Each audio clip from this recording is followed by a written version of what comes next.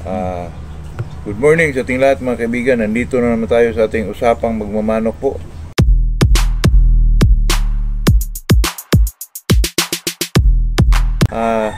Bago tayo mag-umpisa mga kaibigan ay shout out muna tayo kay Jerry Tusing, Liti, Marcos, Makalalad, Gandara, Samar, Ginalin, Wata, Samal, Davao del Norte, Ritzy Lido, Zamboanga City, Manny Visayas, Tuni Mahumot, Abigail Cortez, Sir Manny, okay lang yun Sir Manny.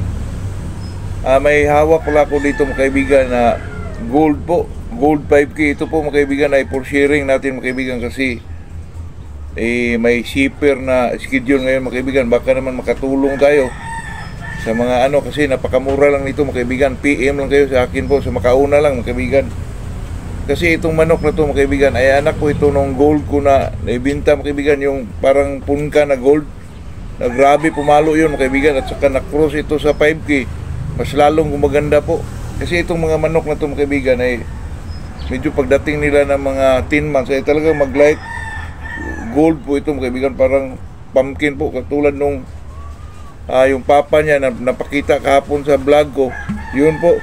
At saka napakagandang manok ito mga kaibigan kasi talagang siguro high station to mga kaibigan. At saka may trismedia pa sa gitna mga kaibigan dito sa may kanan po. Napakaganda mga kaibigan kasi itong mga trismedia maganda po sa manok, lalo na pag sa kanan po mga kaibigan. Itong manok kong gold na to mga kaibigan, talagang grabe sila pumalo po, tapos na cruise pa sa 5K ay talagang napaka nito mga kaibigan. Sa akin po ay sa makauna lang mga kaibigan, napakagandang gold po ito. Ito po video ang buntot niya mga kaibigan, hindi pa po ay inaano ko na ito mga kaibigan, binunot ko ito kasi talagang gano'n ako mga kaibigan, lalo na sa mga 3 and a half po, kasi pagdating nito ng 6 months to 7 months ay medyo lumalapad na po mga buntot nila.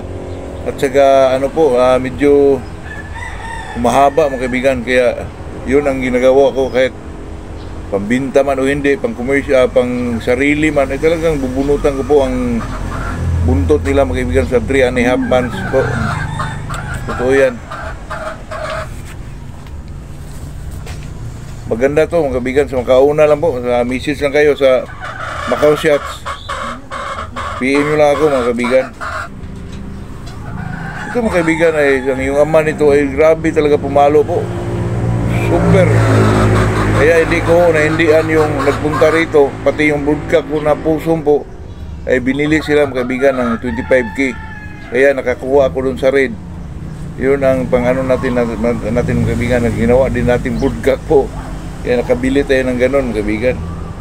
Wala naman tayong pira, alam nyo na, pobre tayong mananabong Kaya makapag-share din tayo na medyo mura din mga kaibigan na presyo po. Tulad nito, kasi ang shipper mga kaibigan, may schedule sila ngayon, ngayong week na yun, ngayong week na ito mga kaibigan, may schedule po ang shipper. Kaya naanuhan ko na makapag-share tayo kung sino lang yung may gusto mga kaibigan. Kaya sa araw na to ay ang pag-usapan natin, kasi may nag-comment din sa atin, ang kaibigan natin na, boss, pwede ba daw ang mga medium station na pares po, yung lalaki medium lang, yung babae medium din, tapos magkaanak sila ng medyo matatangkad na manok mga kaibigan, yung offspring nila po.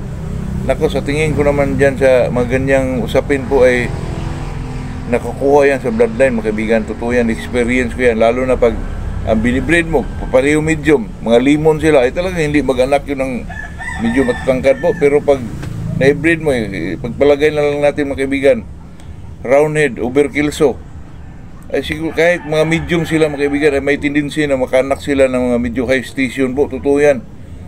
Ako naman na-experience ko yan mga kaibigan. Itong mga butcher to limon, di siyempre ang anak dyan mga kaibigan medium lang po. Kasi alam naman natin ang mga manok na ganyan ay mga medium station lang talaga. Di katulad ng mga kilso, yung mga roundhead, ay talagang makakita ka ng medyo matataas na manok po. Kahit mga medium lang ang mga parents nila, pero mga offspring nila mga kaibigan ay expected na yun ay may mga matataas talaga. Totoo yan mga kaibigan. Yun lang po, yun lang ang ating masagot sa ganyang mga tanong po mga kaibigan. Totoo yan kasi experience ko rin yan bilang isang breeder po. Kaya katulad nito mga kaibigan, pag pinakasta mo to, parisa mo ito ng medium station na babae, ay talagang expected din na mataas talaga kasi 5K to eh. At saka itong mga gold na itong mga kaibigan ay mga high station din. Di naman high station, medium to high po. Kaya sigurado makapalabas ng matangkad na manok mga kaibigan. Kaya ito ay recommended ko na talagang maganda ito mga kaibigan. Saka may mga palo talaga. Yung tinatawag na palong may galit mga kaibigan, totoo yan. Pero tayo ay pobreng mananabong lang po. Ayun lang po. Good morning sa ating lahat mga kaibigan. PM lang kayo po.